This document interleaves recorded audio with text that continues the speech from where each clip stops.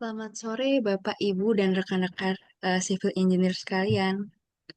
Dan saya juga mengucapkan selamat ngabuburit juga untuk teman-teman dan Bapak Ibu yang sedang menjalankan puasa. Dan sebelumnya, izinkan saya membuka dan memandu jalannya kegiatan pada sore hari ini.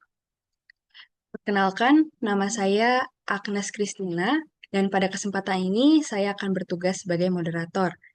Saat ini saya bekerja sebagai BIM Engineer dan aktif dalam proyek dan pengembangan di BIM.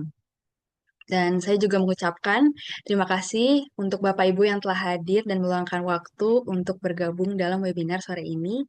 Dan untuk rekan-rekan yang sedang menjalankan ibadah puasa, semoga webinar ini juga bisa menjadi kegiatan ngabuburit bersama yang bermanfaat sambil menunggu waktu berbuka. Nah, sebelum kita masuk ke sesi utama, mungkin kita awali dulu ya acara bincang-bincang ini juga dengan doa menurut agama dan kepercayaan masing-masing. Berdoa dimulai,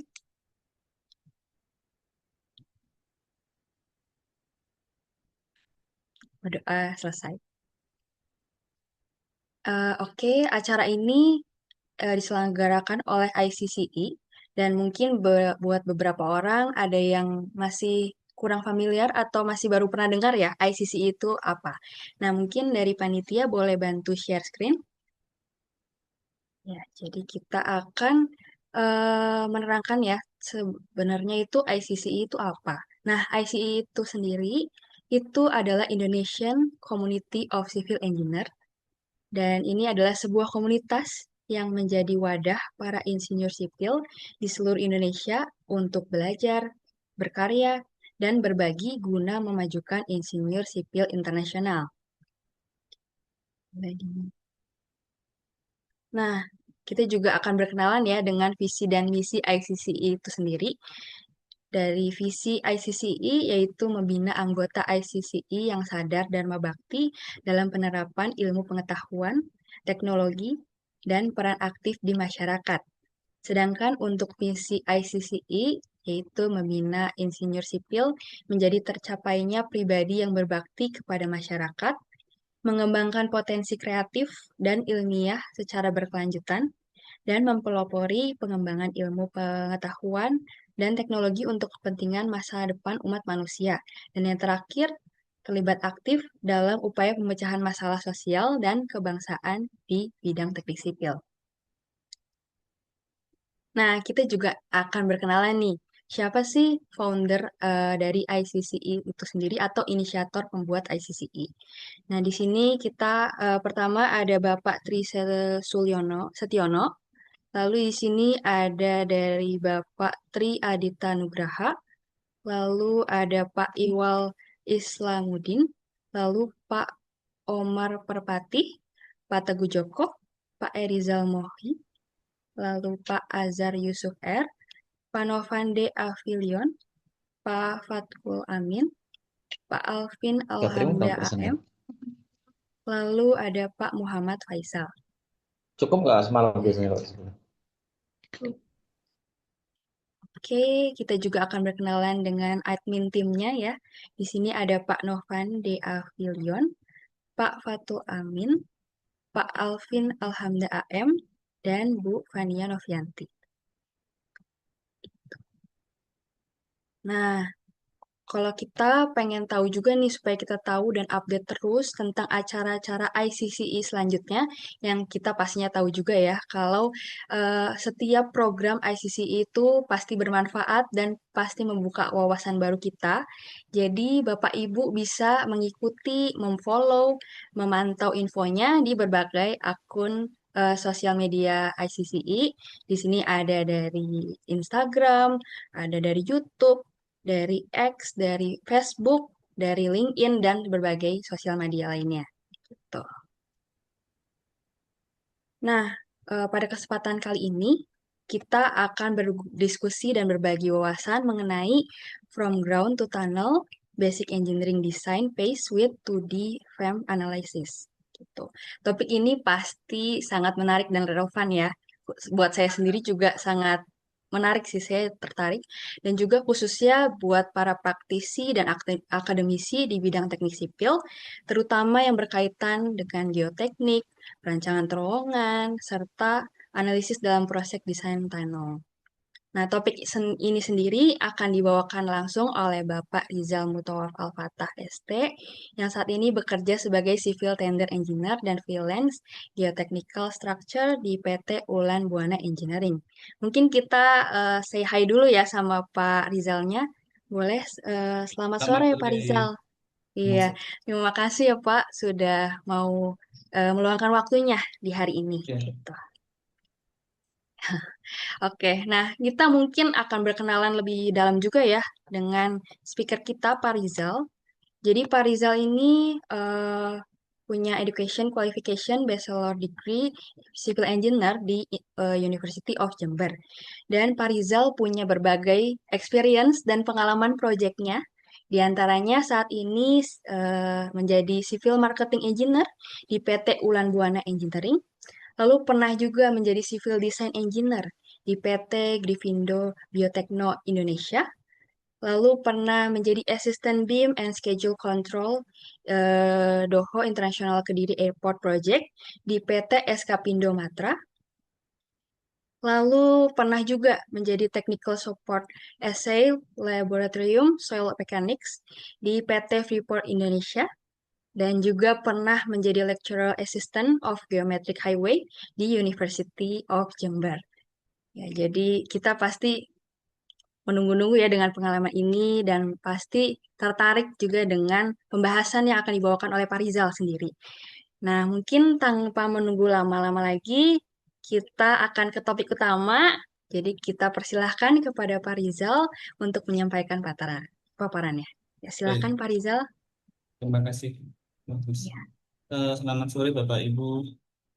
Eh, Mungkin di sini kita sharing, sharing untuk topik utamanya Basic Design Engineering, eh, khususnya di bidang geoteknik untuk konstruksi konstruksi tanah.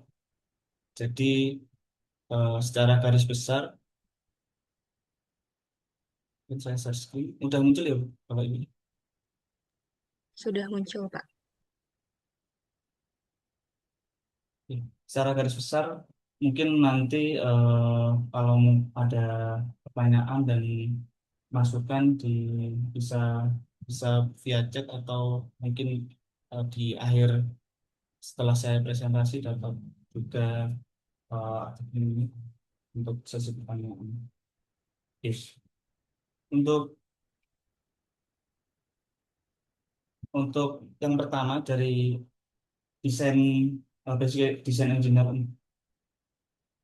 panel, eh, yang pertama tentu data awal dari kondisi rencana tunnel yang kita akan kerjakan. Jadi kita kenali dahulu kondisi geografis dan topografinya, terus mungkin juga secara fisik teknik geotekniknya seperti apa, dan kalau diperlukan untuk detail juga kita perlu lihat kondisi drainase di sekitarnya karena nanti akan berimpact ke desain kita.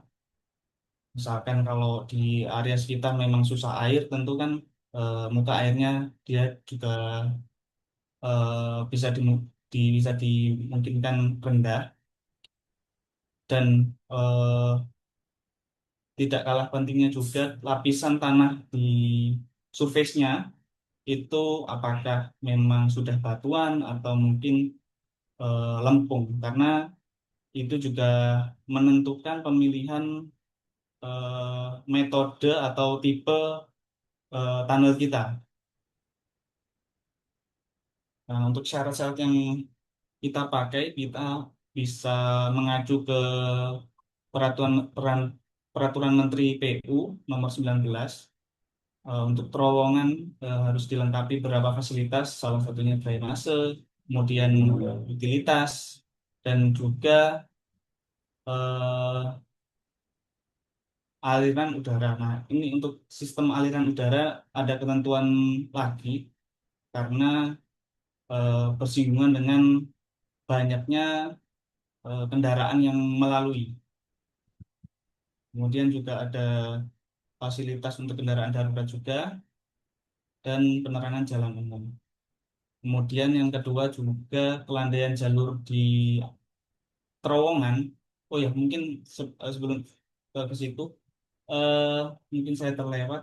Untuk tunnel yang kita bahas kali ini mungkin fokusnya lebih ke jalan, bukan untuk seperti underground mining. Nah, ini sedikit berbeda. Fokusnya kita ke terowongan untuk jalan, mau jalan jalan nasional atau mungkin jalan untuk jalan arteri untuk antar kecamatan atau antar kabupaten. Kemudian saya lanjutkan, terowongan juga dapat dibangun di masing-masing arah. Jadi ada bisa kita Ya, bikin terowongan dari eh, masing-masing arah. Jadi ada dua terowongan, satu terowongan satu arah atau satu terowongan dua arah. Kemudian sistem aliran udara ya, buatan ini ada ketentuannya yang mana jika eh, kendaraan di bawah 60 kendaraan per hari itu eh, sistem sistem aliran udara buatan itu dapat tidak dilengkapi. Jadi eh, pada case ini mungkin kita pakai kendaraan di bawah 6.000, jadi tidak perlu adanya utilitas aliran udara. Nah, untuk penentuan tersebut kan pasti ada survei untuk kendaraan yang di jalan nantinya dipakai. Jadi memang di di case ini diasumsikan bahwa kondisi topografi cukup curam dan kalau di, digunakan dengan geometri jalan biasa sangat beresiko dan bisa apa ya, opsinya salah satunya dengan pembuatan terowongan. Dan kemudian untuk selanjutnya fasilitas keadaan darurat bisa dapat eh, pintu darurat atau jalur evakuasi, kemudian fasilitas pemadam kebakaran dan fasilitas air untuk eh, apabila ada kecelakaan dan kebakaran. Kemudian untuk perencanaan bangunan terowongan juga perlu diperhatikan ruang minimum yang harus disediakan. Semua fasilitas baik struktur maupun unsur asli arsitektur yang memadai. Kemudian eh, dalam bahu jalan jika tidak diadakan harus disediakan jalur tepi. Jadi kalau tidak ada bahu jalan kita perlu menyediakan jalur tepian di kanan maupun kiri jalur. Dalam hal ini kita karena paling sedikit 0,5 meter kita pakai 1 meter. Kemudian sisi badan jalan harus disediakan trotoar untuk pejalan kaki dalam keadaan darurat dan akses bagi petugas pemeliharaan. Jadi kalau eh, kalaupun masih beroperasi dan ada jadwal untuk pemeliharaan tidak terkendala untuk alur lalu lintasnya. Kemudian untuk lebar jalan di dalam terowongan sekurang-kurangnya 8 meter. Nah, dalam case ini eh, untuk satu jalur kurang lebih 3,5 meter dan bahu jalannya 1 meter. Jadi totalnya itu 9 meter. Jadi 3,5 kanan, 3,5 kanan, 1 meter di kanan. Jadi totalnya 4,5 kali 2, 9 meter. Kemudian untuk tinggi ruang bebas atau apa ya, clearance minimal 5,1 meter. Nah, untuk if ini kita tentukan 7,19.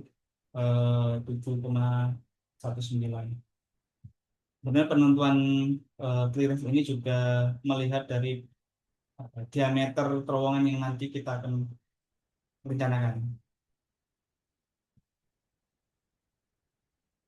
Kemudian panjang jalan keluar terowongan paling sedikit dari jarak simpang itu 300 meter. Karena eh, apa tentu ketika keluar terowongan itu kan bisa jarak pandang lah. Jarak pandang bebas kita kan terbatas waktu di terowongan. Waktu kita keluar itu minimal untuk dari titik keluar terowongan sampai ke persimpangan itu jauh 300 meter. Dan ketentuan yang lain bisa dilihat di pertemuan perencanaan teknis terowongan. Nah, ini yang jadi secara dari syarat-syarat tadi kita bikin apa ya cross section awal kurang lebih seperti ini, jadi 35 meter, bahunya 1 meter, dan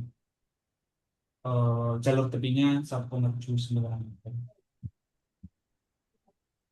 Dan untuk fasiliti pendukungnya ada CCTV, hydrant, emergency lighting, dan untuk drainasenya ada di sisi kanan kiri. Oh, TV kan podo, cuma warna. Untuk penentuan eh, apa tipe New Austrian Tunnel Method ini didasari dari eh, apa efisien, mungkin lebih lebih ke efisien ketika pelaksanaan. Jadi karena NA, NATM ini me, bukan mengasumsikan apa menganggap bahwa tanah-tanah di sekitar itu adalah juga bagian dari struktur. Jadi struktur penopangnya bukan cuma shotcrete atau plat dindingnya dan rock boltnya, dan eh, tanah-tanah di sekitar ini juga berfungsi sebagai penahan untuk beban di atasnya. Jadi beban batuan atau tanah yang di atasnya itu eh, ditahan juga oleh batuan di area tunnel, area sekitar surface tunnelnya. Dan sorry, dan NATM ini juga dipertimbangkan karena surface di kondisi tanah existing sekitar 3 sampai 6 meter itu bersifat konsolidasi, atau biasanya kalau eh, gampang kalau ada penurunan itu eh, lempung. Nah, untuk referensi yang kita pakai untuk analisa finite element method ini, untuk kriteria desainnya kita pakai dari SNI. Buat kondisi statiknya disyaratkan untuk safety faktornya 1,5, kemudian untuk kondisi periode statiknya atau gempanya di 1,1. Untuk penurunan di area jalan atau timbunan, mungkin karena di jalan kita biasanya di tunnel itu batuan, mungkin belum kita pertimbangkan. Kalaupun kita pertimbangkan sebenarnya juga bisa. Untuk referensi penentuan parameternya mungkin eh, bukan kebenaran mutlak ya, jadi bukan hal yang harus dipakai, tapi bisa jadi panduan untuk kita eh, analisa dan eh, penentuan parameternya. Tentu kalau ada data pengujian tanahnya, kita lebih lebih merekomendasikan memakai data pengujian tanahnya, data pengujian labnya. Tapi kalau memang cukup terbatas dan hanya ada pengujian SPT, kita bisa pakai dari beberapa penelitian pendahulunya. Salah satunya ada Paules, Worklock, kemudian juga untuk strength frictionnya kita bisa pakai juga dari Amerat ini.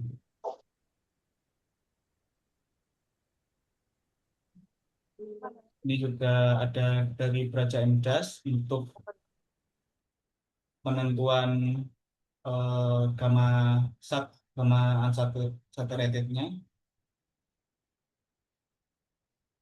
Terus untuk elastik atau E modulusnya kita bisa juga pakai di sini. Hmm. Nah, mungkin karena untuk finite element method ini banyak ya apa parameter soalnya ada eh, Hopburn untuk batuannya, terus untuk soil jenis seperti pasir dan lempung kita bisa pakai hardening soil maupun more column. Tetapi kalau saya sendiri biasanya pakai hardening soil karena eh, ketika finite element method di running kita itu bisa masukkan staging construction yang relevan dengan masa konstruksinya. Jadi per staging masa konstruksinya kita bisa pertimbangkan. Makanya kita pakai hardening soil eh, apa elastis modulusnya eh, ada tiga, baik E50 dan sampai E-ref E-ref 50. Ini eh, nanti bisa kita lihat bahwa masa konstruksi atau staging itu tiap masanya mengalami apa, mengalami deformasi karena adanya masa konstruksi yang berpengaruh. Kemudian ini untuk referensi parameter, parameter batuannya, seperti yang sempat tadi awal saya paparkan karena case ini batuannya adalah andesite, terus tuff bisa kita lihat. Nah, untuk faktor dia atau faktor ketergangguan ini kita pakai DM0 karena sistem eh, sistem konstruksinya tidak pakai blasting dan drilling karena kondisi tanahnya sendiri itu buruk dan jelek. Jadi tidak memungkinkan untuk kondisi blasting maupun drilling. Mungkin nanti bisa saya paparkan di slide selanjutnya ya penentuan buruk dan jeleknya dari mana. Ini untuk MI dan BSI-nya. Untuk penentuan gempa mungkin Bapak Ibu sudah tahu untuk koefisien horizontal gempanya sudah ada di SNI juga. Eh, sama kurang lebih untuk sama seperti kayak gedung. Untuk beban lalu lintasnya sesuai SNI, beban kelas jalannya satu kita pakai 15 kPa atau kilonewton.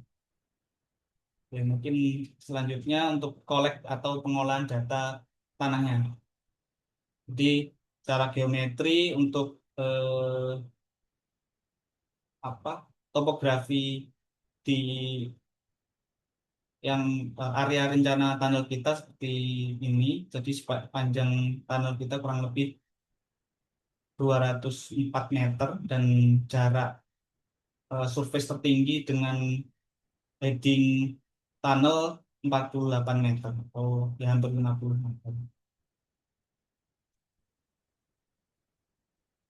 Untuk kita pakai data tanah terdekat dan kita pakai eh, kondisi ekstrim di area cross section 4 yang tingginya 4,48 meter. Jadi kita pakai borehole 2.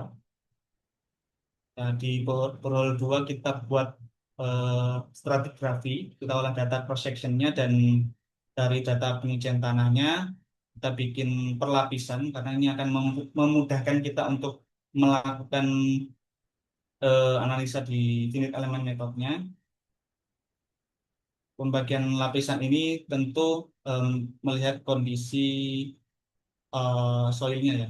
Jadi kalau dia di sebenarnya hampir sama kayak di grouping.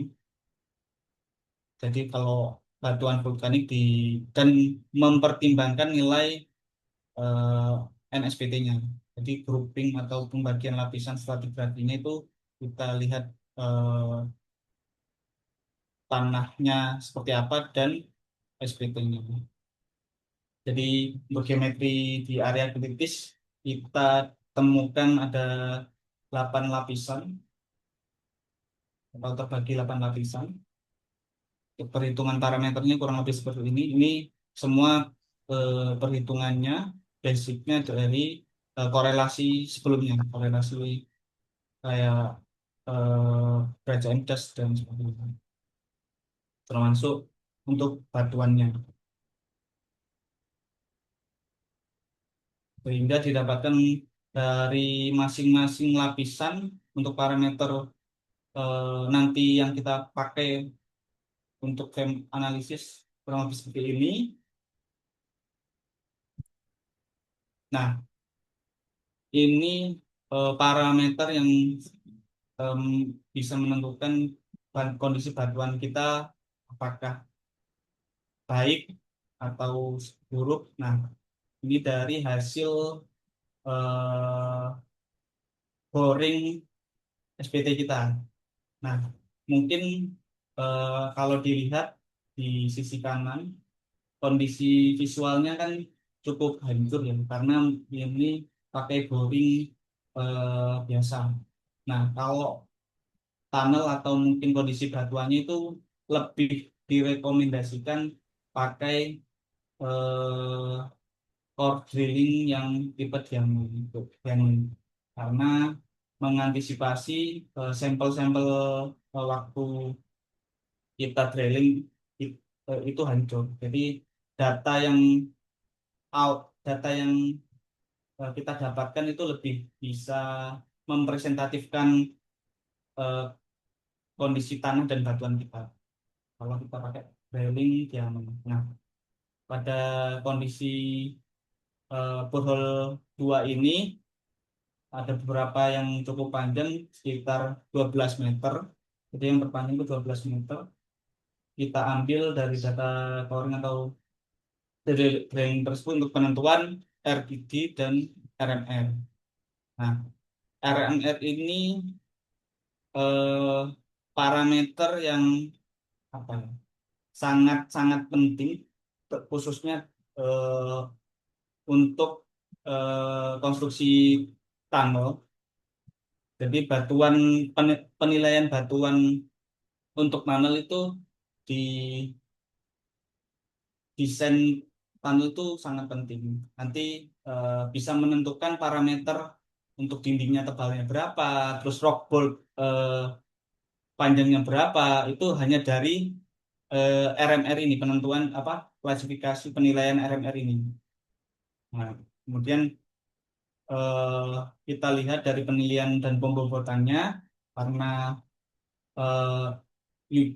apa RGD-nya tidak sampai 25%, jadi pembuatannya 3. Kemudian untuk eh, anaksial ICS batuannya berapa kita dapatkan, karena eh, biasanya sih lab mengeluarkan UCS batuan ya. Itu kalau kalau ada itu sangat membantu untuk penentuan pembobotannya juga. Kemudian untuk rekahannya, biasanya rekahan batuannya itu dapat berapa? Di sini sekitar 8 cm, jadi antara 6 sampai 12 cm. Kemudian permukaannya seperti apa dan aliran eh, tekanan porinya berapa dan keadaan umumnya basah atau lembab. Kalau bisa dilihat di ini kan agak gelap ya, di basah ya, lembab ke basah. Dan untuk panel pembuatannya kita kurangi ini muslim, di mana akhirnya kita dapatkan untuk RMR-nya di kondisi jelek, kondisi parah. Ini ada di Gensby 1989. Nah, dari RMR itu dan apa kita akhirnya melihat untuk preliminary kondisi atau struktural tunnel kita. Untuk kondisi buruk, bagian atas benchnya bisa pakai 1 sampai 1,5 meter, kemudian un- dan bisa dipakai penyangga waktu penggalian. Kemudian untuk rockboardnya bisa dipasang 4 sampai 5 meter panjangnya dan jaraknya 1 sampai 1,5 meter. Untuk shot grade-nya bisa tebal 100 mili sampai 150 mili dan bagian tebingnya pakai 100 mili. Nah, untuk kondisi eh, Peter Rock biasanya lihat kondisi apa ya fisiknya ya seperti apa. Kita bisa pakai metode excavation top heading dan bench. Cuma nanti ada ada lanjutannya. Jadi NATM itu bisa apa di bukan modifikasi sih. Kelanjutan penggaliannya kita bisa reference ke ke JSCE. Jadi nanti kita bisa ke situ untuk metode penggaliannya. Nah, untuk metode penentuan pengendalian penggalian tunnel ini kan ada banyak macam. Kalau kita nanti bisa buka ke JSCE itu banyak banyak macamnya lah untuk metode ini. Tapi karena kondisi tanah kita juga tidak cukup baik, jadi kita pilih pakai set drift advancing method. Jadi yang digali dahulu itu tepi sampingnya, baru atasnya dan bawahnya. Ini nanti akan menentukan staging construction waktu analisa finite element. Jadi ini juga mempengaruhi ketika analisa finite elemennya nanti. Nah, metode set drift ini dipilih juga karena ground surface-nya atau kondisi tanah eksis yang existing yang paling atas itu mengalami bisa mengalami penurunan. Jadi tadi kan 3 sampai 6 meter kan lempung kalau kita lihat di data tanahnya ini. 3 0 sampai 5 meter itu kan lapisan lempung. Jadi masih memungkinkan untuk tanahnya turun. Jadi metode side driving ini eh, cocok untuk kita pilih sebagai metode excavation atau penggaliannya. Untuk perhitungan parameter platnya dan rock bolt-nya untuk finite element metodenya seperti ini. Jadi parameter-parameter ini diperlukan untuk nantinya kita analisa di finite element. Untuk geometri di finite element metodenya kurang lebih seperti ini. Ada bagian samping, atas, dan di tengahnya atau bawah. Untuk staging construction-nya yang seperti saya sampaikan tadi, jadi kita mulai dari samping-samping, samping kanan dan kiri, baru di atasnya bertahap, kemudian di tengah sampai ke bawah. Nah, waktu kita bikin side bench atau sisi sampingnya itu tentu ada penyangga, eh, salah, salah satunya yaitu shot grid dan rock boardnya. Untuk detail eh, apa konstruksinya mungkin itu biasanya waktu GED atau eh, praconstruction. Yang jelas untuk ketika ada penggalian baik kanan ataupun kiri, kita perlukan shot grid sebagai penyangga sementara agar konstruksi kita aman, tidak terjadi longsoran. Kemudian, nah ini untuk stagingnya cukup banyak, staging finite element metodenya. Ini sampai ke operasional, operasional 20 tahun, dan gempanya juga kita pertimbangkan, statiknya, safety faktor di statiknya juga kita pertimbangkan. Karena tadi didapatkan ya, short grade-nya berapa tebalnya, dan lininnya berapa dari dari SLHWA dan Bensky.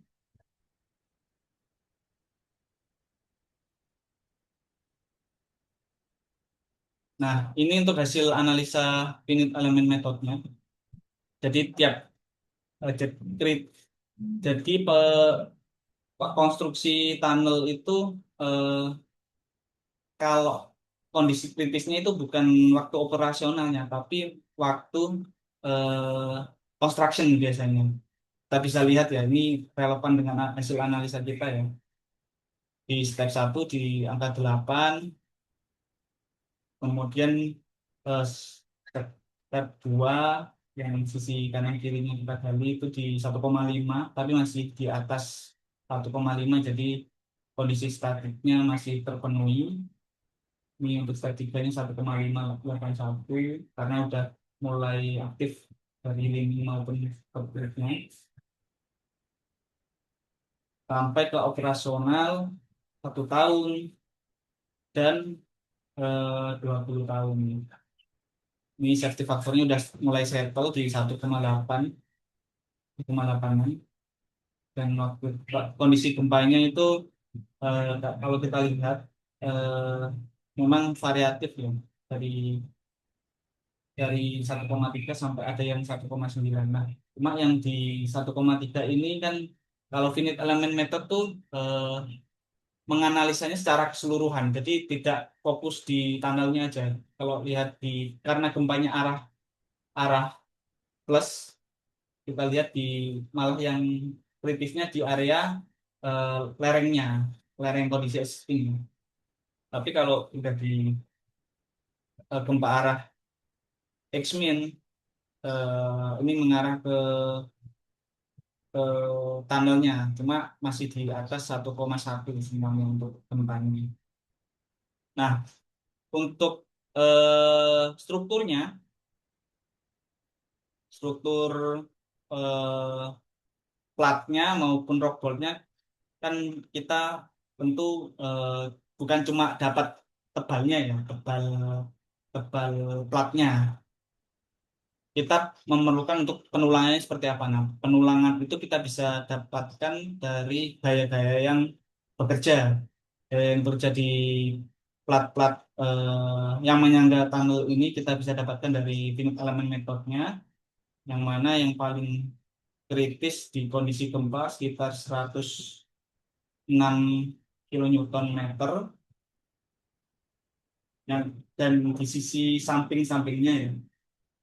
Nah, eh, ya memang yang headingnya ada, cuma karena kondisi gempa jadi area yang paling kritisnya di sisi tepi atas ini. Nah, untuk rockballnya, kita bisa lihat juga aksialnya berapa. Kalau di sini kita bisa lihat waktu di operasional final construction, mungkin karena masih tanahnya belum apa ya, belum benar-benar settle, jadi eh, aksial terbesarnya di final construction 16,47 kilonewton.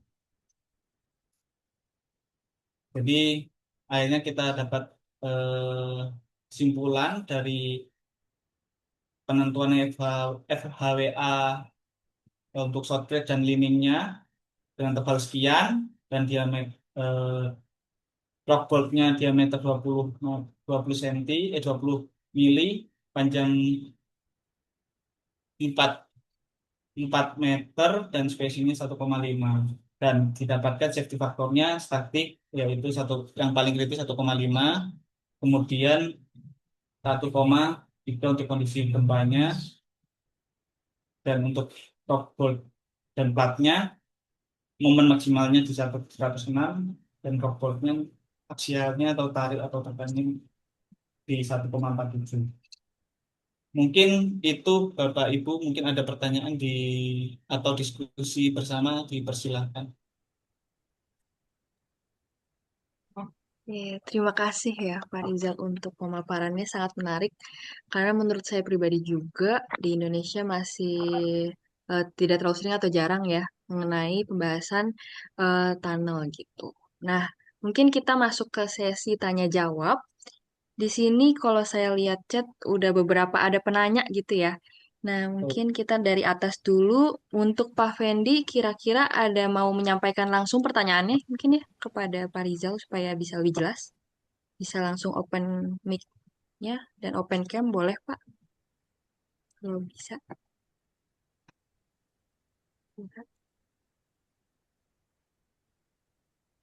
Pak Rizal, Oke, mungkin mungkin saya saya... jawab langsung. Oh, Ya, boleh. dari Mungkin... Pak Fendi. Untuk menentuk bagaimana 3D Frame dapat meningkatkan akurasi dan keamanan dalam desain teknik dasar terowongan.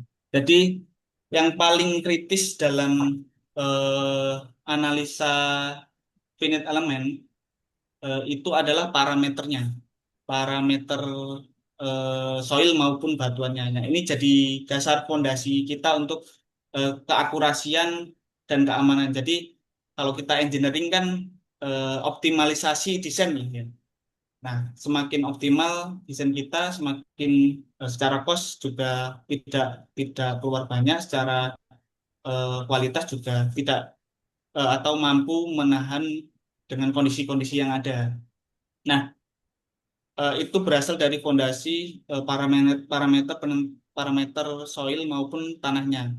Nah, seperti seperti saya jelaskan tadi, eh, parameter-parameter korelasi itu bisa jadi panduan kita.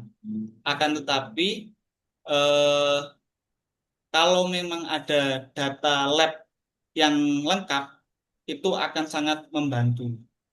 Jadi dari data lab yang lengkap itu dan parameter yang sudah tepat, eh, itu akan relevan dengan akurasi dan dan keamanan desain untuk terowongannya. Dan untuk parameter paling kritis untuk desain terowongan itu eh, di kondisi batuannya oh, eh, ya nggak selalu batuan sih, tapi di area sekitar terowongannya. Kalau memang batuan ya parameter yang acuan kita di batuan itu biasanya ya kita lihat ini saya searching.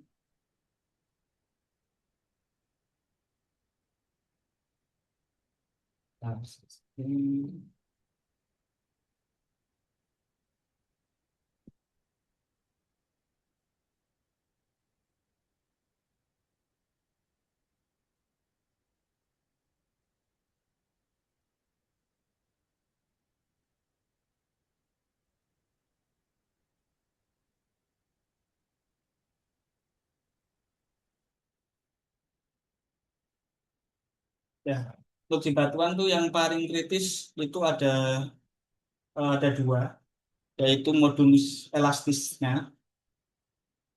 Ini saya coret-coret tuh. Nah, ada di batuan kondisi batuannya itu ada di RM atau modulus elastisitasnya paling kritis di sini, dan UCS-nya atau eh, kuat tekan batuannya kalau di batuan. Kalau di lempung itu modulus elastisitas dan juga kohesinya. Nah, kalau di pasir tentu ada friction angle-nya kalau di pasir. Nah, kalau tadi balik ke korelasi itu kita bisa lihat di sini.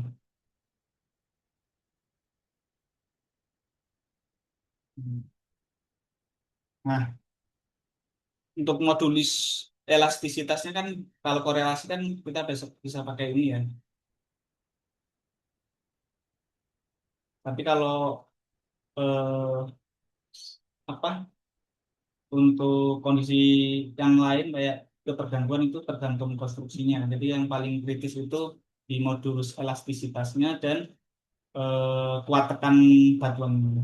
Mungkin kurang lebih seperti itu Iya, sih iya. pertanyaan pertama. Betul, ya. Kan, Mungkin ada lagi dari lain Pak. tuh oke polosita dia rangkana naik dia. Oke, terima kasih untuk penjelasannya. Mungkin dari Pak Fendi, kalau misalnya masih ada pengen nanya-nanya lagi bisa di kolom chat ya, atau bisa langsung open mic.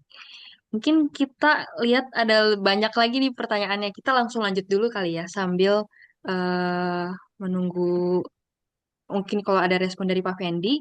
Dari ini yang kedua ada dari Pak Ganesa ya, Ganeca. Mungkin bisa mau ngomong langsung boleh Ya. juga kalau ada mau, atau mungkin saya bacakan dulu ya pertanyaannya. Apakah pada pemodelan juga harus memperhitungkan tekanan air pori yang mana nantinya jika terjadi gempa dan mengakibatkan likuifaksi tanah menjadi tidak stabil? Mungkin bisa Ya. dijawab ya Pak Rizal. Eh, Tentu tekanan air pori ini juga mempengaruhi ya, khusus kalau likuifaksi kan biasanya tanah lempung berpasir ya. Nah, analisanya eh, bisa kita masukkan ke finite elemen juga sebenarnya. Tapi dengan bukan pseudostatik ya, ada beban dinamis kalau di finite element method. Nah, itu kita bisa masukkan cuma agak rumit dan bakal runningnya itu panjang banget. Kalau pernah saya pakai dynamic plot itu bisa seharian lebih untuk analisa cuma satu cross section gitu. Jadi kalau untuk tekanan air pori ini mempengaruhi juga dan kita bisa masukkan juga parameternya di permeabilitas. Terus untuk analisa likuifaksi mungkin eh, saya rekomendasikan eh, pakai apa ya empiris atau kalkulasi biasa saja, tidak usah pakai finite element. Nanti di perlapisan atau per meternya itu dengan analisa empirisnya itu kelihatan di meter di kedalaman meter sekian itu potensi likuifaksi atau tidak, terus dan likuifaksinya rendah atau tinggi itu kita bisa dapatkan dengan perhitungan empiris atau perhitungan biasa, tidak pakai perhitungan metode. Jadi nggak untuk antisipasi likuifaksi eh, untuk awal tuh mungkin bisa dilakukan empiris atau biasa, ataupun kalau memang dibutuhkan mungkin dari klien atau dari owner untuk likuifaksinya mungkin dianalisa di finite element method ya bisa aja kita masukkan dengan eh, dynamic load. Hmm, gitu. Oke. Mungkin nanti dari Pak Ganesa bisa eh, tulis lagi ya kalau misalnya masih ada pertanyaan lagi. Nah, lanjut lagi kita ke pertanyaan ketiga. Di sini ada dari Pak Sunardi Jusuf. Izin bertanya, dalam perencanaan terhadap gempa, konsep apa yang dipakai? Kalau di gedung kan mengenai SCWB dan di jembatan adalah SBWC. Bagaimana bagian mana yang menjadi sekeringnya kalau tunnel gitu? Apakah perencanaan tunnel mirip seperti DPT pada umumnya terhadap beban-beban yang ada? Mungkin bisa dijawab, Pak. Baik, Mbak.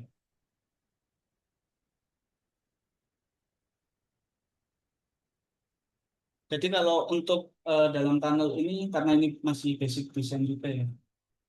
Untuk gempanya sendiri itu pakai pseudostatik ya. Jadi kalau di gedung kan ada strong column weak beam, terus kalau jembatan juga ada string beam di kolom. Nah, kalau untuk tunnel ini eh, utamanya yaitu kondisi keseluruhan baik soilnya maupun strukturnya. Nah, karena ini pakai finite element method eh, dan dan apa secara keseluruhan, jadi tidak ada strong column weight beam dan apa strong weight strong strong beam weight column itu tidak ada dalam analisa tunnel. Jadi secara keseluruhan baik kondisi soilnya maupun struktur platnya atau penyangganya gitu sih Pak. Oke, menarik. Jadi Kita lanjutkan lagi Mas Rizal, untuk itu jadi mirip seperti DPT gitu ya. Ya betul Pak. Jadi perencanaan DPT kan tanah mirip seperti DPT kalau kita eh, apa bebankan beban hmm, gempa kan dia terbalik ya pakai ya istilah betul. nanti kan Full mono link gitu Pak. OKB ya, Iya. pakai yang mono OKB itu ya. Cuma gitu Iya. aja ya. Seperti Hmm. desain dinding basement di bangunan tinggi gitu ya. Ya, karena kan dia dorong atau tekannya dari tanahnya, Pak. Dari tanah di atasnya atau di sampingnya itu harus ditahan oleh plat nyangganya. Nah, konsepnya hampir sama kayak DPT, Pak. Iya, jadi enggak ada sekring-sekring itu enggak ada ya. Sendi plastis apa-apa mana bagian yang menjadi sendi plastis enggak ada ya. Tidak ada, Pak. Oke, makasih. ini menarik ya. Kita lanjutkan untuk pertanyaan selanjutnya. Di sini ada dari Pak Arifian dari Surabaya. Bagaimana Anda menentukan metode penggalian TBM atau versus NATM berdasarkan laporan penyelidikan tanah atau investigation, dan bagaimana strategi Anda dalam menangani rembesan air tanah groundwater selama proses penggalian terowongan gitu Hmm. pertanyaannya. Oke, mungkin yang pertama yang menentukan TBM dan NATM. Nah, penentuan NA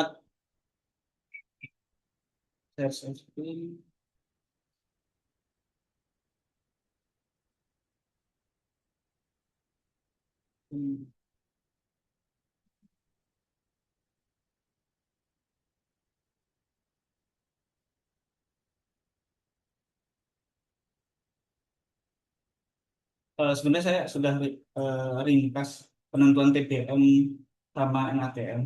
Jadi, jadi secara garis besar tuh lihat kondisi sekitarnya itu kota padat dan kendaraannya banyak, terus banyak gedung-gedung atau tidak. Terus juga lihat dimensi kedalamannya, di diameternya berapa, karena diameternya di sini ya hampir 10 meter ya. Kita bisa pakai NATM atau kalau mendekati atau 5 sampai 10 meter kita bisa pakai TBM. Nah, dan eh, aspek biaya dan waktunya. Nah, ini yang biasanya dari klien tuh apa ya? Pertimbangannya banyak nih yang aspek waktu dan biaya. Tentu kalau kita cari yang murah, nah, bisa pakai NATM dan cut covernya. Itu kalau untuk TBM yang mahal gitu. Cara garis besar untuk penentuan TBM dan NATM. Jadi pemilihan keputusan di terakhir itu bergantung pada kondisi lingkungan, dimensi kedalaman, kondisi tanah, dan aspek biayanya. Kemudian untuk eh, oh tadi penentuan NATM berdasarkan laporan penyelidikan tanah ya. Oke. Untuk kondisi tanahnya itu kalau TBM ada yang blast sama yang silt ya. Sebenarnya eh, lebih ke tanahnya mampu menahan tidak waktu kita melakukan konstruksi. Jadi waktu cut atau mungkin kalau memang blasting itu eh, kita tentukan pemilihan TBM atau NATM. Kalau NATM kan mengasumsikan bahwa tanah di sekitar tunnel itu juga berfungsi sebagai struktur. Jadi eh, harusnya tanahnya itu eh, nggak kritis lah atau mampu waktu kita konstruksi mampu menahan sementara untuk nantinya dilakukan shotcrete dan eh, rockboard.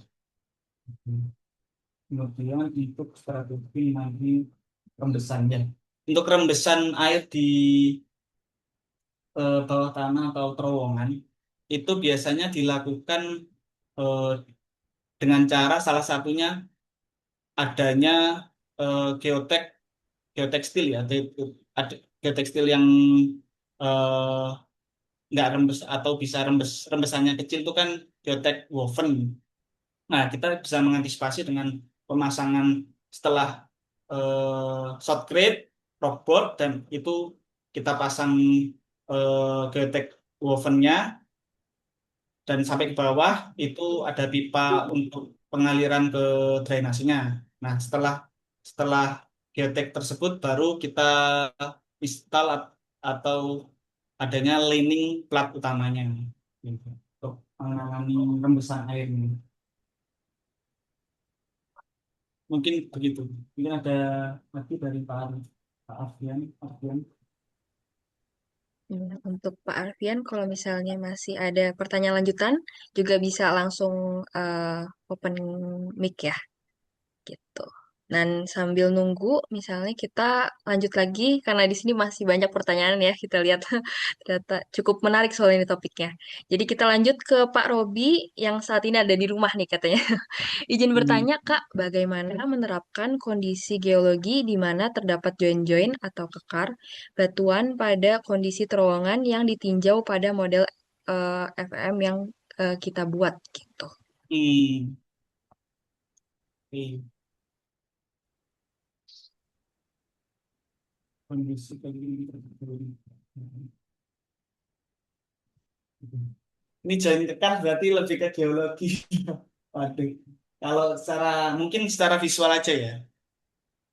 Kalau kondisi secara geologi detailnya karena bukan mungkin karena basic saya bukan orang geologi jadi kurang kurang mendalam lah pengertiannya. Ya, mungkin secara general aja. Eh,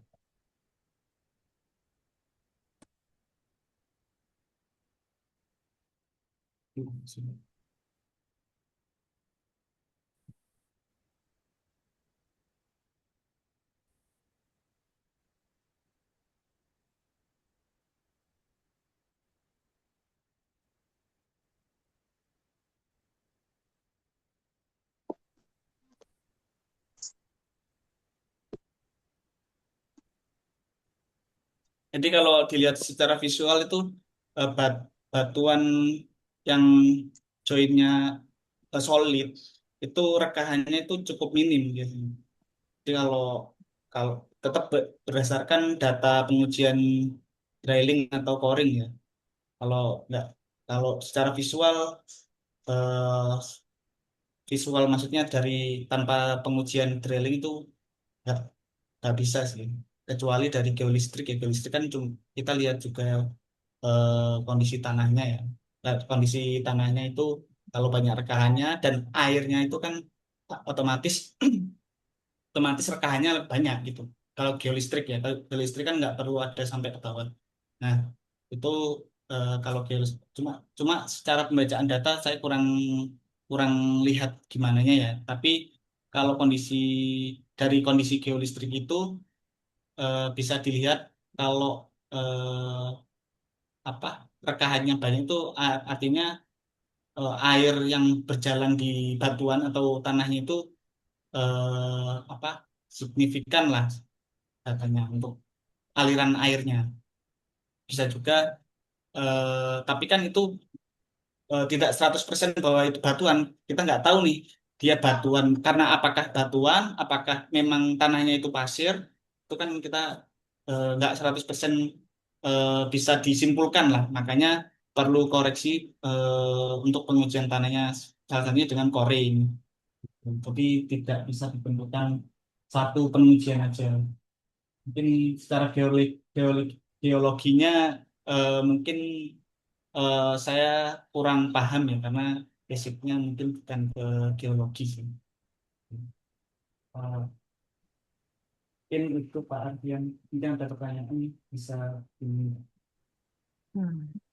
itu Pak. Oke, Pak. Oke. Mm-mm. Nah, itu nanti kalau misalnya ada pertanyaan lanjutan bisa langsung eh, on mic aja. Dan ini mungkin saya selipkan dulu ya dari Pak Ganesha. Di sini ada pertanyaan menanggapi dari jawaban tadi Pak Rizal. Di sini yang tadi Pak Ganesha tuh yang nanya tentang air pori dan likuifaksi ya. Terus Hmm. ada pertanyaan lanjutan di sini mohon izin menanggapi apakah mungkin bisa dilakukan dengan degradasi kekuatan tanah ya gitu. Oh, di chat nggak ada ya? Ada di chat tapi eh, dua pertanyaan lagi di sini ada mohon izin menanggapi gitu dari Pak Ganeca. Oh Apakah iya. mungkin bisa dilakukan dengan degradasi Oh iya, kekuatan iya. tanah gitu. Degradasi.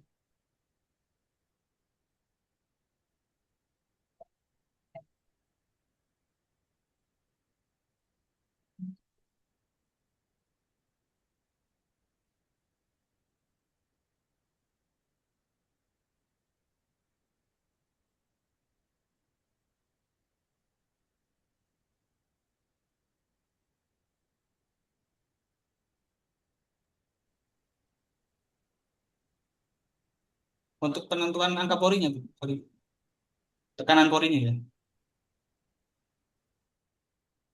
Iya, mungkin dari Pak Ganesha juga ada mau on mic mungkin ya untuk pertanyaan biar Iya, lebih karena di kolom chat nggak ada sih.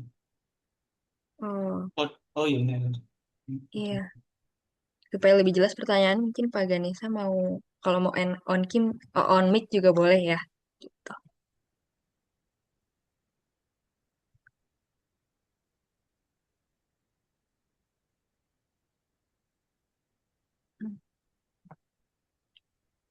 Oh iya, berarti dari pemodelan perhitungan air porinya itu bisa, apakah bisa dengan degradasi kekuatan tanah gitu ya.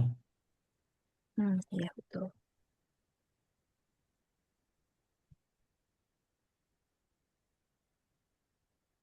Cuma saya sendiri untuk pengujian degradasi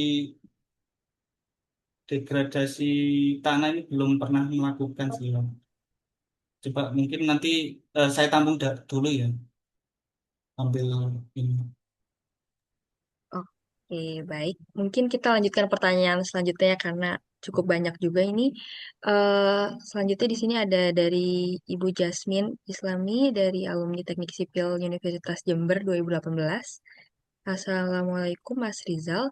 Apakah dalam konstruksi tunnel juga memerlukan pemasangan settlement plate untuk mendapatkan data monitoring ground surface settlement yang tentunya juga berpengaruh terhadap pencapaian elevasi desain atau yang telah direncanakan? Gitu. Oke.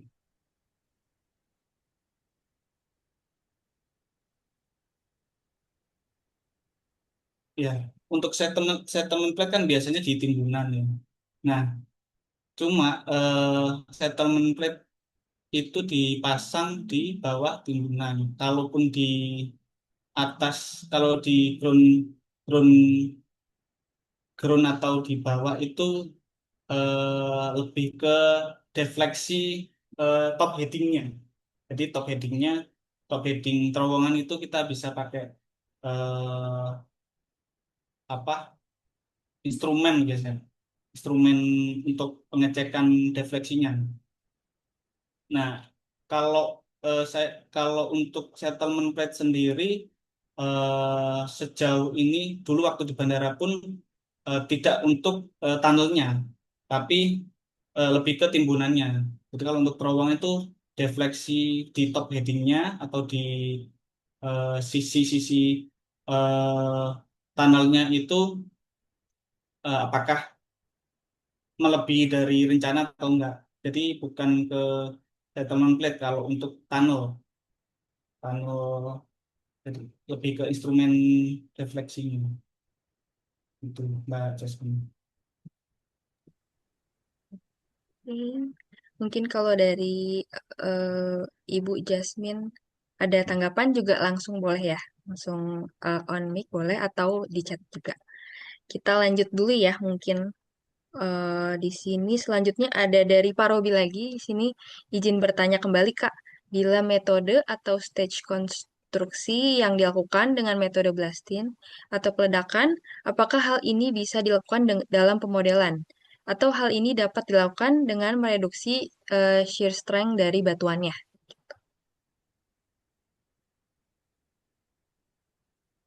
Oke, selanjutnya.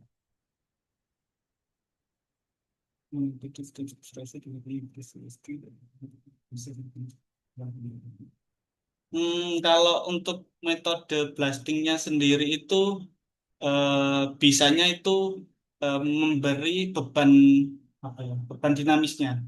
Jadi waktu construction kita eh, aktif atau deaktif, kita kita beri beban dinamiknya waktu pemblastingan. Jadi bisa dimodelkan dengan penambahan dynamic load-nya.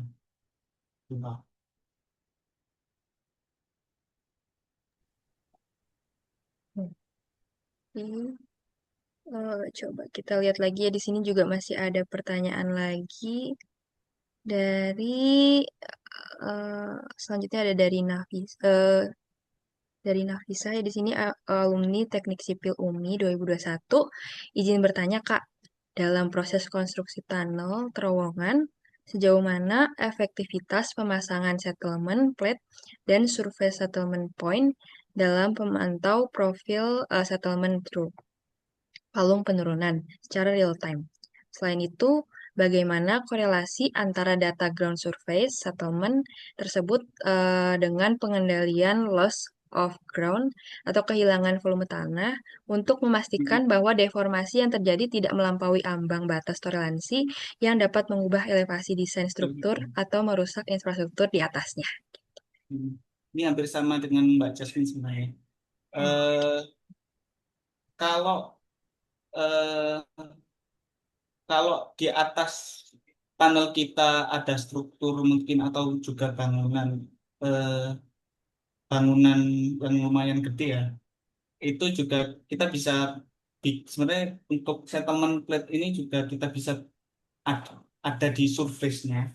Cuma kan eh, yang paling kritisnya itu kondisi defleksi di tunnelnya. Memang bisa kita pantau di settlement plate atau settlement di surface-nya.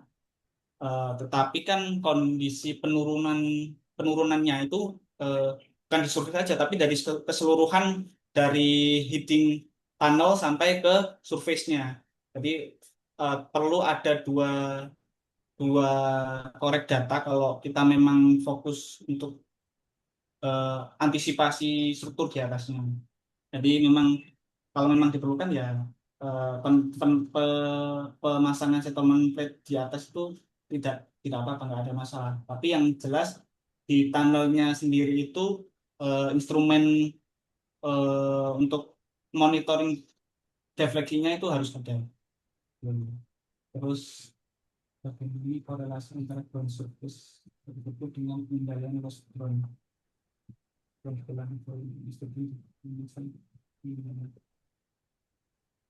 Oke, untuk korelasi ground surface-nya dengan pengendalian loss ground-nya. Itu pasti kan jelas ada relevannya ya. Kalau defleksinya di bawah atau di heading-nya ada, maka penurunannya eh, ada. Dan kalau tanah terlebih juga kalau eh, tanah tanah yang tanah yang bersifat konsolidasi seperti lempung itu kan dan beban di atas strukturnya juga berat itu akan apa ya sangat sangat berimpact lah terhadap volume eh, kehilangan tanahnya. Jadi sangat ada korelasinya antara surface settlementnya dengan kehilangan volumenya. Dan untuk memastikan deformasinya tidak terjadi atau melampaui batasnya, eh, kita juga lihat eh, apa ya lanjutan deformasi izinnya berapa. Jadi ada relevannya antara deformasi yang terjadi di dinding atau di sekitaran tunnel dengan penurunannya itu eh, relevan dengan volume tanahnya itu. Dan volume juga itu kan volume konsolidasi yang terjadi itu tergantung beban di atasnya juga. Kalau bebannya tanahnya sendiri maupun beban struktur di atasnya. Gitu. Gitu. Pun Ya, gitu sih. terima kasih Pak Rizal penjelasannya. Mungkin ini ada pertanyaan terakhir ya, kalau di chat ini ada dari Pak Doni, apakah tunnel ini pakai sistem umbrella, yaitu dengan sistem pemasangan pipa struktur di atas tunnel dilakukan? Hmm, hmm, hmm. Oh, Oke. lalu untuk menahan landutan yang terjadi pada badan tunnel gitu. Hmm. Untuk penentuan pakai sis- sistem penyangga ini dilihat dari waktu biasanya kalau saya sendiri tuh finite element methodnya itu per stagingnya aman tidak. Kalau tidak aman di per stagingnya itu eh, karena kita lihat tadi di stagingnya itu masih memenuhi 1,5 ya statiknya. Itu kalau gempa sebenarnya bisa dilihat per staging gempanya juga. Coba saya share screen ke ini.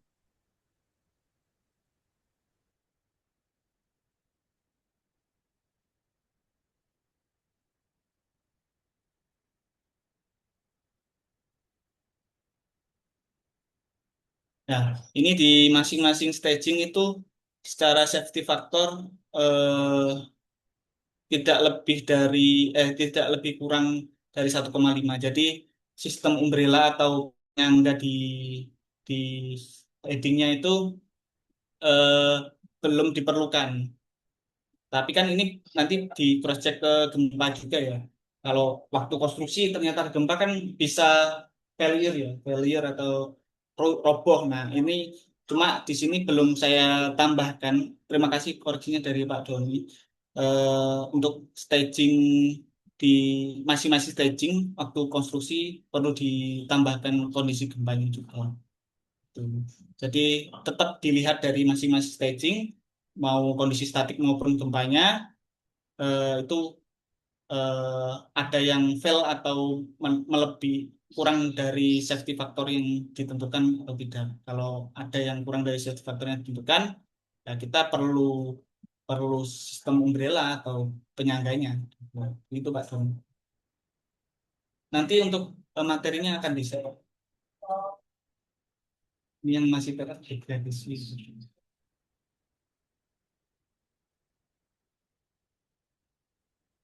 Mungkin gitu yang dari pertanyaannya Pak Doni.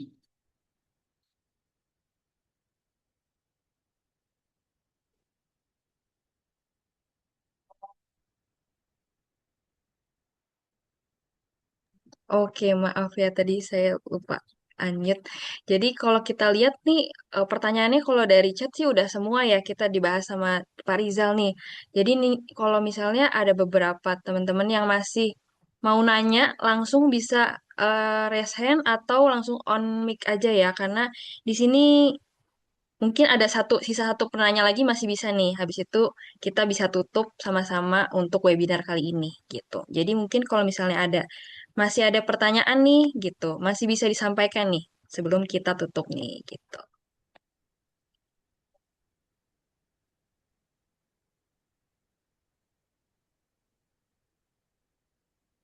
Oke, kalau mungkin kita tunggu sebentar lagi ya.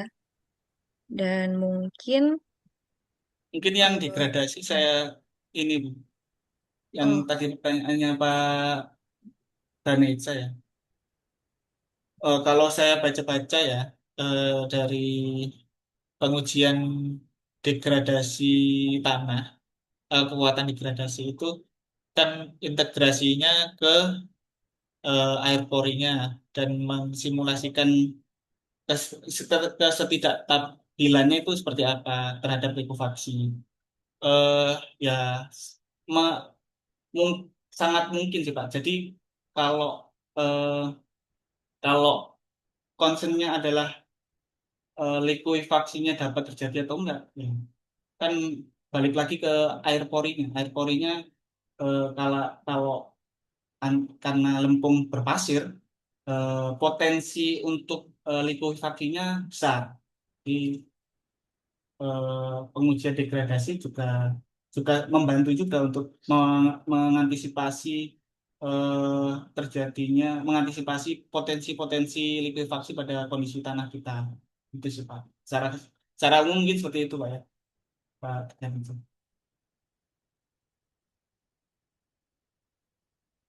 Oke, Pak. Tadi kalau nggak salah ada yang angkat tangan ya? Eh, Ya Bu, saya Bu, Arifian Bu. oh ya, boleh. Pak, boleh. Ini pertanyaan terakhir Bu ya. Eh, Iya. Mas Rizal, Ya bagaimana Pak. sih dalam kita pembuatan untuk sebagai contoh rotanol ini ya, Ya Pak. strategi misalnya kan kita di daerah urban nih, daerah yang padat sekali ini untuk manajemen lalu lintasnya itu bagaimana?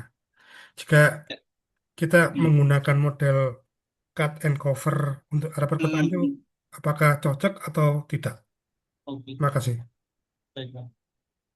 Berarti di area sekitarnya cukup padat penduduk Pak ya.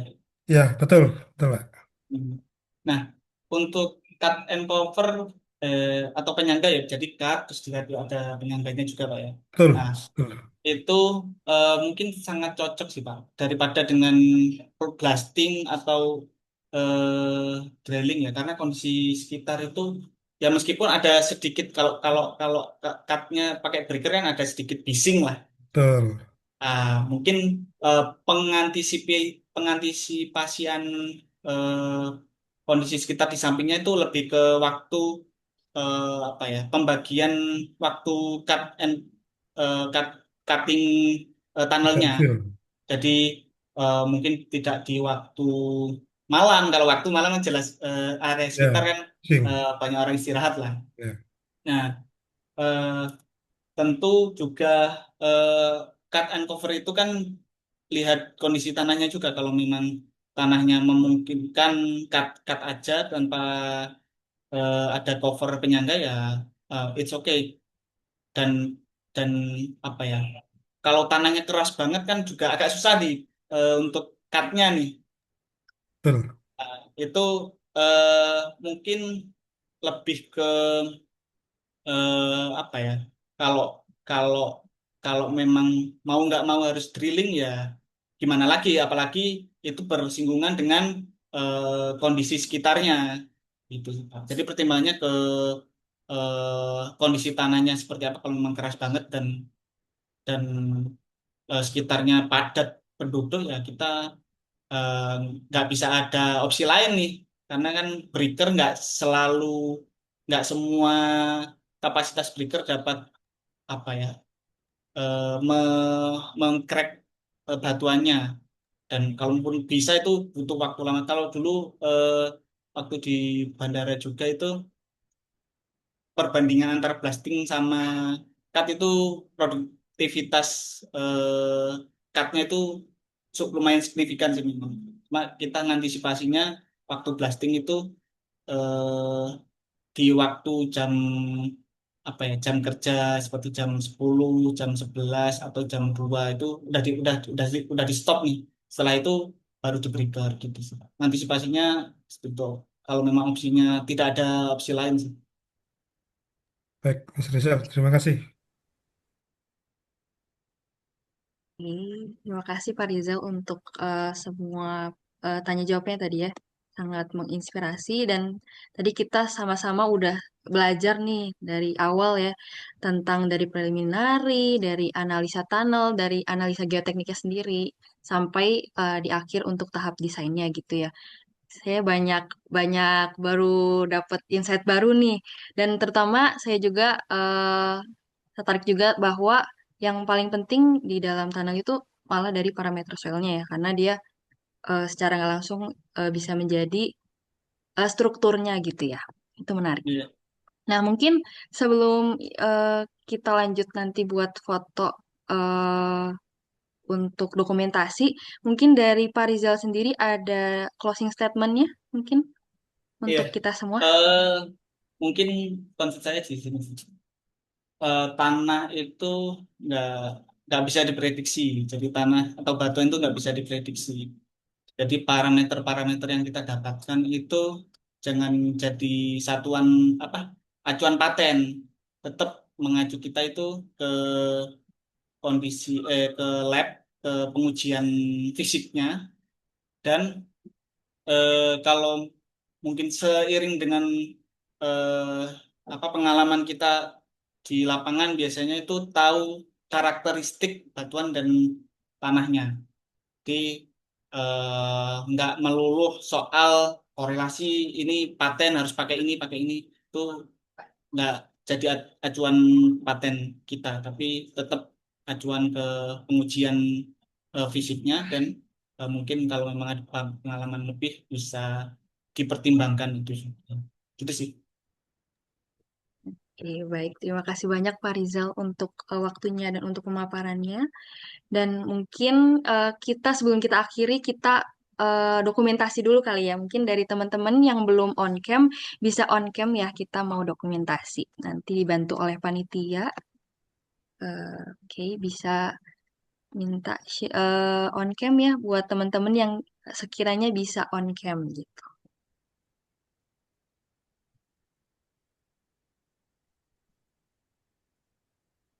Nah, ini juga nanti jangan keluar dulu ya, karena nanti setelahnya akan ada pengumuman dari penanya terbaik nih, gitu. Jadi kita siap-siap foto dulu ya.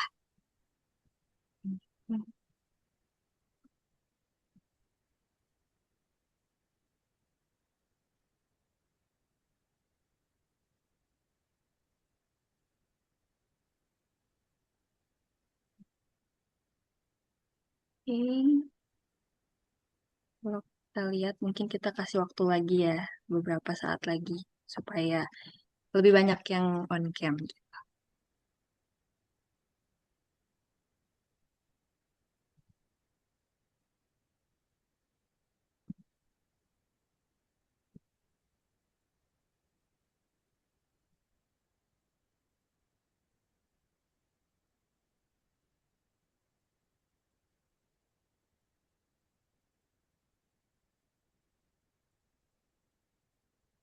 Oke, mungkin kita dari ICCI tim mau memandu untuk fotonya, dokumentasinya.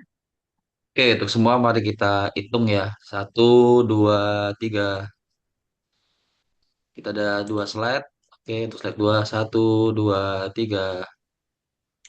Baik, terima kasih. Kita kembalikan lagi kepada Oke, moderator. ya terima kasih Pak Fatkul. Nah, sekarang yang ditunggu-tunggu banget ya, kita akan mendengar dari tim ICCI-nya sekarang sudah merangkum dari pertanyaan-pertanyaan terbaik gitu ya. Nah, mungkin bisa share screen nih kira-kira siapa aja nih yang pertanyaan terbaik. Nah, di sini ada 4 ya kalau kita lihat ya. Di sini pemenang pertanyaan terbaik dalam event ini ada dari Pak Ganesa, dari Pak Robi, lalu ada Pak Fendi Haryanto, lalu ada Ibu Jasmine Islami gitu. Nah, selamat kepada pemenang yang pertanyaan terbaik ya. Sebenarnya semuanya pertanyaannya bagus-bagus semua, cuman ini yang kita pilih karena keterbatasan dari hadiah juga, jadi kita pilih 4 penanya terbaik gitu ya. Nah, untuk pemenang ini bisa langsung menghubungi admin di WA-nya ya. Di sini ada 0851 5648 4179 gitu supaya dapat klaim hadiahnya gitu ya. Oke, mungkin kalau udah semua ini kita udah di penghujung acara dan saya mau ngucapin terima kasih banyak kepada Pak Rizal Al-Fatah dan kepada teman-teman semua yang udah hadir di webinar ini dan ikut ngabuburit bersama nih nungguin buka puasa bersama gitu ya. Semoga webinar kali ini bermanfaat gitu ya dan bisa digunakan juga untuk pekerjaan kita sehari-hari gitu ya. Terima kasih semuanya. Saya Agnes juga pamit undur diri. Mohon maaf jika ada kesalahan dari perkataan dan tindakan. Oke, terima kasih semua. Terima Boleh kasih. bisa melanjutkan aktivitas masing-masing.